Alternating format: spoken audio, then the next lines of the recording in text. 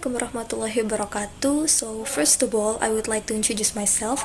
So my name is Nurfadilah and my register number is A1212342. And right now I am going to make a report video about the result from my previous interview with a professional teacher. So let's start it. Well, so in my previous video, I did an interview with an English teacher. So he's actually my father and his name is Sir Supardin Baharudin. Right now he works as a school supervisor in education, youth and sport office, but actually he had been an English teacher for 26 years in junior high school before becomes a school supervisor. So of course, according to his experience as a teacher, he's the best option to be the interviewee in my interview section. Well, so basically, the interview section is divided into 3 sections. So the first section is pre-teaching, and the second is while teaching, and the last is post-teaching. And for each section consists more than 1 questions that related to teaching activity. And now I will be talk about the result from each sections. So it refers to the answer from Sir Supardin Baharudin. Well, so in the first section, which is pre-teaching sections, my question is, what steps do you take to prepare your lessons before teaching? And then the interviewee answer. So according to him, there are 3 important concepts that we need to prepare before teaching. What are them? So the first is goals or objectives, and then the second is process, and the last is evaluation. And then the second question from me for this section is, how do you decide which teaching methods to use for a particular lesson?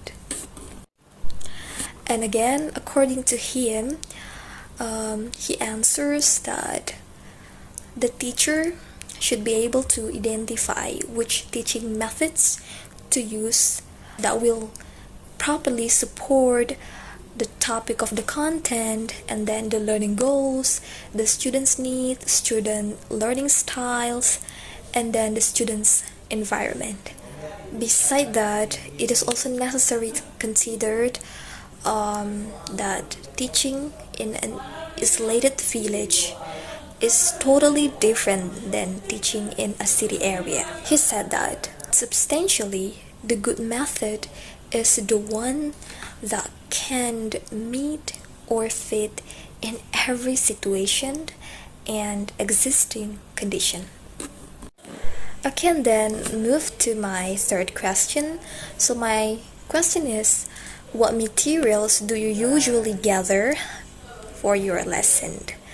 And then the answer is, basically he usually gather the materials based on the goals of the lesson plan.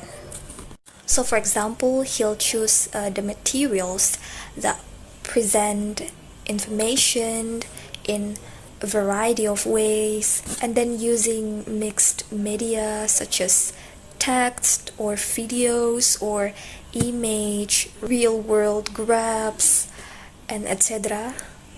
that of course suitable with students' need and students' learning style. And then we moved on to our second section, which is while teaching sections. So it refers to questions that are related to the activity of teaching. So the first question is, what techniques do you use to keep students focused and motivated? And then the interviewee said that usually focused depends on the more materials provided, the easier lessons to understand. While motivation is something that refers to a student's need fulfillment. And for the more information and more detailed, you can check it out in my previous video.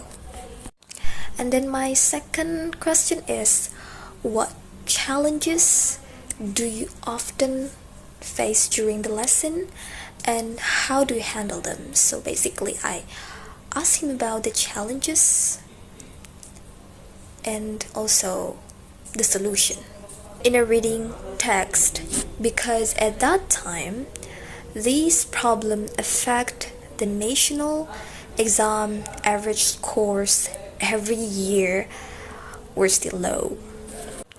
And then in order to handle this challenge, the interviewee thought that the students' low results of the exam is not his primary focus anymore, but more like how he can empower his students to master the vocabulary. So for example, he can using monolingual and bilingual dictionaries, and then he can make a small group of students to translate a reading text, and also he trained the students how to identify a main idea of a paragraph in reading text, and then identify the usage of a collocation in sentences, and etc. Then we move to the last sections, which is post-teaching sections. So still I only have 2 questions, and my question is, how do you reflect on your teaching after each lesson? So basically the interviewee said that at that time he haven't used certain instrument for reflecting his strength and his weakness, but the high enthusiasm from his students in taking English lesson can reflect his strength, even though the power is not yet optimal. And for the weakness, maybe it refers to his teaching skills related to the scores of the national exam of the students. And then the last question is, I asked to the interviewee which feedback that he find most valuable from students, and then he said he find most valuable when he giving the challenge to the students in speaking practice individually in front of the class, and then they're able to do it. So he's sure that his students have the ability to speak English related to their personalized learning, their progress, and also their potential in achieving their goals. So in his opinion, feedback is not only when you said good job or that's wrong, but feedback is something that is critical. True feedback is critical. That is how the teacher empower the students to identify their strength and weakness with useful information about performance. Well, so that's all my result that I've got from the previous interview, and I'm so sorry for the mistakes and also all the misunderstanding. Thank you very much, and hopefully this video will be helpful. Thank you very much. Wassalamualaikum warahmatullahi wabarakatuh.